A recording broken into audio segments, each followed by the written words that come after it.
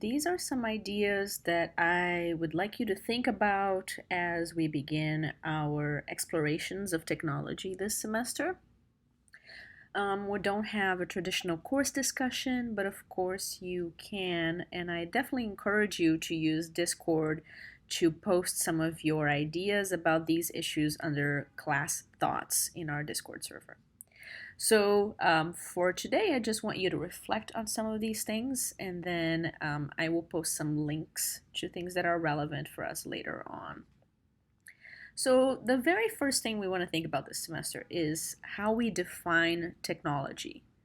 What is technology? Take a minute to think about how you might define that as a term. Maybe write some notes down.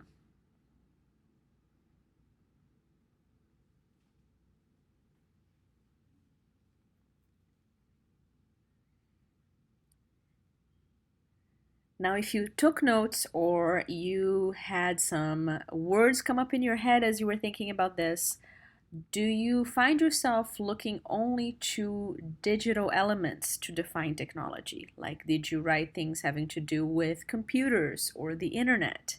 Are there ways in which we can expand our notion? When we think about a dictionary definition of technology, and we might even go and look at that on our own time, we might find that technology is not specifically tied to the digital world, and the digital world is only one aspect of a longer, much more extensive history of what technologies are and do. And we might find that what we really want out of a technology is the ability to do something that as humans we cannot do ourselves. So, a pencil, for instance, allows us to write text. We can't do that with our own bodies. We can use our fingers, for instance, but we still need ink, which might be another technology, right? So it enhances our abilities to perform activities and especially to communicate. Now, we might think of one of the earliest technologies as books, and Stephen Fry, of course, walked us through the very first printed book that came out in England, or sorry, in Europe at least. So we might also think about what are the defining characteristics of a particular technology, such as a book. For instance, as I have on this second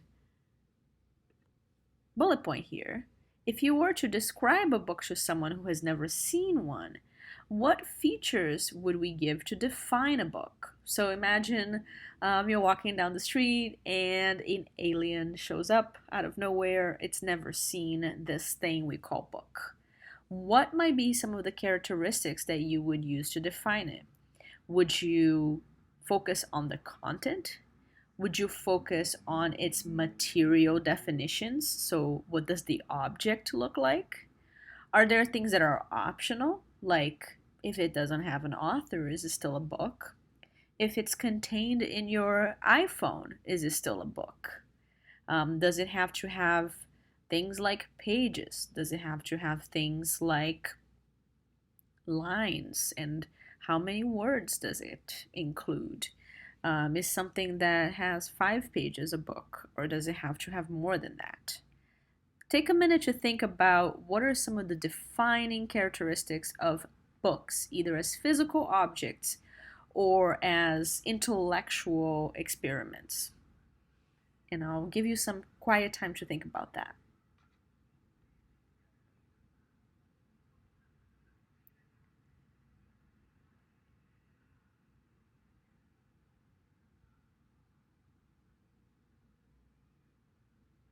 Now, as we think about the evolution of books as technologies, we might know already or be interested to know that even books themselves have been evolving technologies and they have changed quite a bit from their original first drafts, let's say, to what we think of them now.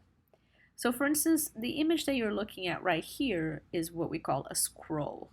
So a scroll still has textual information. It still communicates that textual information, but it's not bound. So we might say this is an evolution of written communication. We might not say it's a book necessarily, but it does perform the same kind of goal, right? The same kind of activity. What we now call books, the bound elements that we might have on our shelves, are what we say is a codex. So a codex would be something more akin to, say, let me scroll past that, something more like this, right? That's a codex. If we go up here, you'll see a different kind of scroll that's closer to what we call a book. Some might say this is already a codex, even though it's not bound, because it does have that flipping experience that we would have with books. So these are quite ancient. They go all the way back to antiquity, but not in the format that we might expect, but still very well preserved and still performing the same function that a book would. Then from there we would get something like this, which is not printed.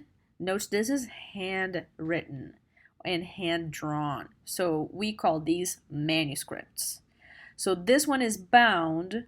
They might not necessarily have been bound. If you already watched the Stephen Fry video, you might know that books sometimes were sold just sewn together for pages, but not bound. The same might happen with a manuscript.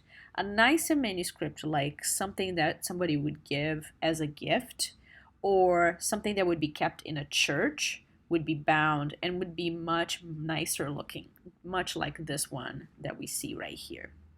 Everything that you're seeing here is done by hand. So all of this drawing is done by hand, the illustration, the painting.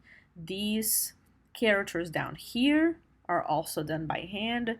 So much more time consuming and therefore much more expensive, therefore much more exclusive. So with early print culture, we're looking at a date of around 576 AD, so quite ancient. We don't get print in Europe until the 13th century, thanks to the travels of Marco Polo. So Europe is very much behind the times when it comes to technology of print. Asia is much more advanced and is experimenting with technologies of print for a long time, as you can see with this date. Now, if you're interested in learning more about this, I definitely encourage you to do some Googling, see where the history of print takes you, particularly with the kinds of advances that Asia and especially China were doing. But as I mentioned before, we're looking at still manuscripts by hand. So we're not saying print as in necessarily a printer like Gutenberg makes in the 15th century. We're looking at print as in crafting a wood block and printing it on the page, so much like a stamp would do nowadays, and any other kind of technologies that make the communication faster, but is still not machine made or automated. The first machine printed books would then be in the 15th century with Gutenberg, and that's what you saw in Stephen Fry's video, the Bible being the first book that was published, the Christian Bible. In the 16th century, we see a broadening definition of not just technology, but the audience for any technology, because the Protestant Reformation comes around in the 16th century, which changes the ways that people look at religion. People now are arguing, people like Martin Luther are arguing that there's something to the Catholic religion that's too exclusionary and doesn't allow people to have access to their own Bible readings and Bible interpretation.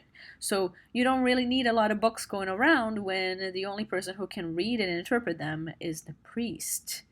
But through the Protestant Reformation, everyone is encouraged to read and interpret on their own.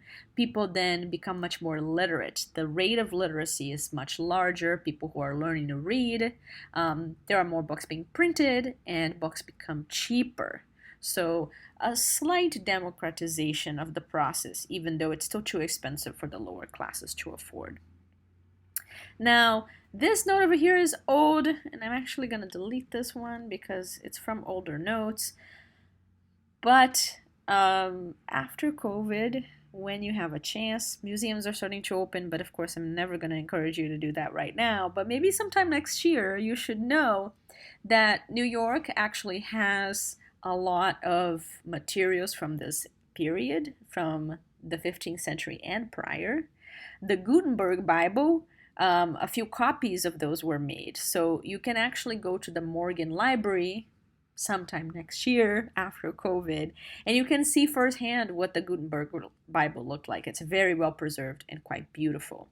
The Met doesn't have a Gutenberg, but they do have some early medieval books that are also quite beautiful if you want to see firsthand what those look like. Now, another thing that we might ask here is, how do we distinguish between print and digital texts? What features do they have in common? In what ways are they specifically different? And this goes back to my question earlier on when I asked you to think about the difference between an ebook and a printed book. What differentiates between them other than their material constraints, other than the fact that one is in a tablet and one is in print bound and you can hold it? So we might think about the specific things that bring us to the digital world. And I'll actually scroll back up and I'll stop right here for now. Look to the next video for some thoughts on Eisenstein in particular and the reading that you did for this week.